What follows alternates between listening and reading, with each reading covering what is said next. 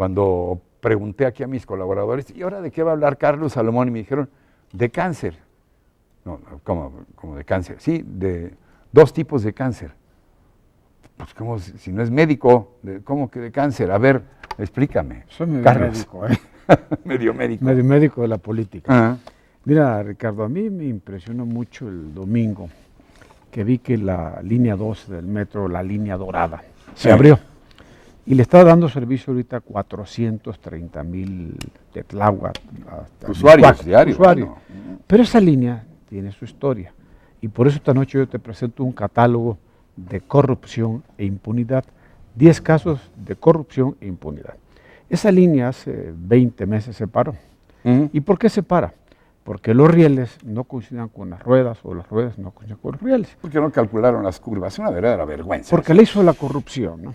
Pero ya se reinauguró, tus impuestos, mis impuestos, los impuestos de la gente que está pagando, se dio un mantenimiento y afortunadamente está... 1.100 millones de pesos nos costó 1.200 millones de pesos el mantenimiento, pero la obra costó 22,000 millones de pesos. La obra original, claro, se disparó mucho el precio, pero nada más los errores nos costaron eso. Producto de la corrupción. ¿Dónde está Orcasitas? ¿Dónde está Bojorquez? ¿Y dónde está Ebrard? Marcelo Ebrard está en París, a gusto. París, viviendo de la impunidad, pero que la corrupción le hicieron a la línea 12, está funcionando, Mancera la paró de 20 meses, pero hoy estos viven en la completa impunidad y disfrutando sus fortunas. El segundo caso de catálogos de corrupción e impunidad es el caso Sonora. Ahí los yaquis se mueren de sed, pero el gobernador... Hay una disputa feroz entre Ciudad Obregón y Hermosillo por el agua, ¿no? La gente nada más se la beben y el otro nada más la riega, ¿no? La gente se muere de sed. Sí, y se descubrió que el gobernador, padre panista, por cierto, Ebrard perredista, se mandó a construir una presa en su rancho, en terreno federal y con dinero federal. Y ahí está la presa, y este ya no es gobernador. ¿Y dónde está Padres? Disfrutando de su fortuna y de la impunidad.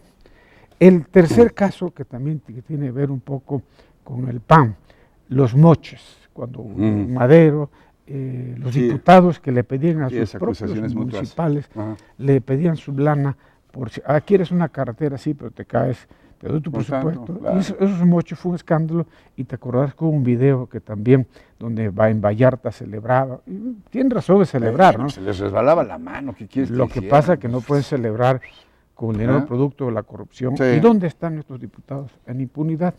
El cuarto caso también es el caso del grupo de Felipe Calderón. Todo ese grupo que lo rodeó y que la opinión pública sabe que hicieron una gran corrupción. ¿Dónde está ese grupo?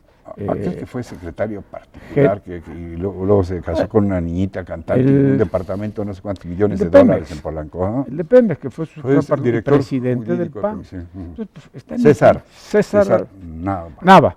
Ajá. César Nava y otros más. ¿Dónde están? En impunidad. El quinto caso que te presento, Ricardo, que tiene que ver exactamente ahora con los del PRI, Michoacán. La tuta fue el dolor de cabeza del gobierno, de la sociedad de Michoacán. Secuestraba, robaba, mandaba. ¿Y quién era el socio de la tuta?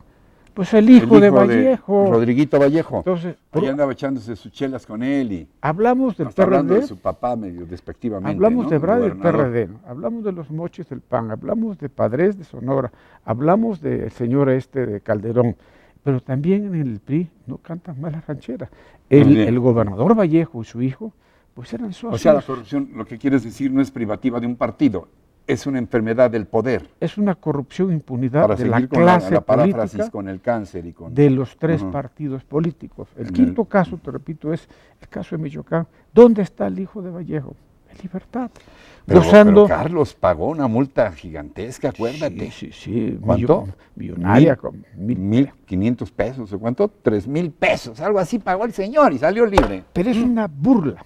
Bueno, y vamos al sexto caso. Yo diría que es un recordatorio familiar, pero no quiero plantearlo en los términos, porque luego me dicen, me sale, como dice mi compañero. Impunidad. Sí, me sale lo tepiteño, pero bueno, a ver. Y el sexto caso, Nuevo León. Tú estuviste en la campaña del Bronco. Sí. ¿El Bronco por qué gana? Porque la gente se hartó de la corrupción de Rodrigo Medina. Sí. El papá era el que hacía los negocios. E incluso uno de los terrenos de una fábrica automotriz lo compran en 10, la venden en 1,000 y los amigos se hacen millonarios.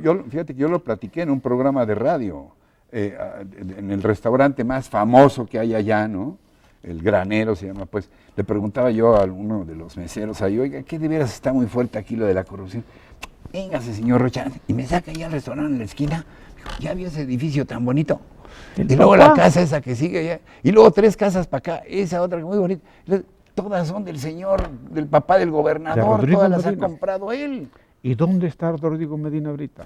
En impunidad. Miami. Disfrutando su fortuna, Impunation. como es el caso de Michoacán, el caso de Nuevo León es el PRI. Tower. Y vámonos también ahora Impunity al caso... sería, ¿no? Impunity Tower. Impunity. Impunity Y luego Tower. nos vamos, por Ya ejemplo, que en inglés es Apache. al octavo caso, que es Guerrero. Ángel Aguirre, los Abarca, se le vincularon con el narco. ¿Dónde está Ángel Aguirre? Es muy exigente, mano. Los Abarca eran muy ahorrativos. Al año de estar en el gobierno municipal, juntaron su lana para hacer su centrito comercial, ¿no? Un centro comercial hicieron los Abarca allá. Pues es que son gente muy organizada, muy ahorrativa, ¿verdad?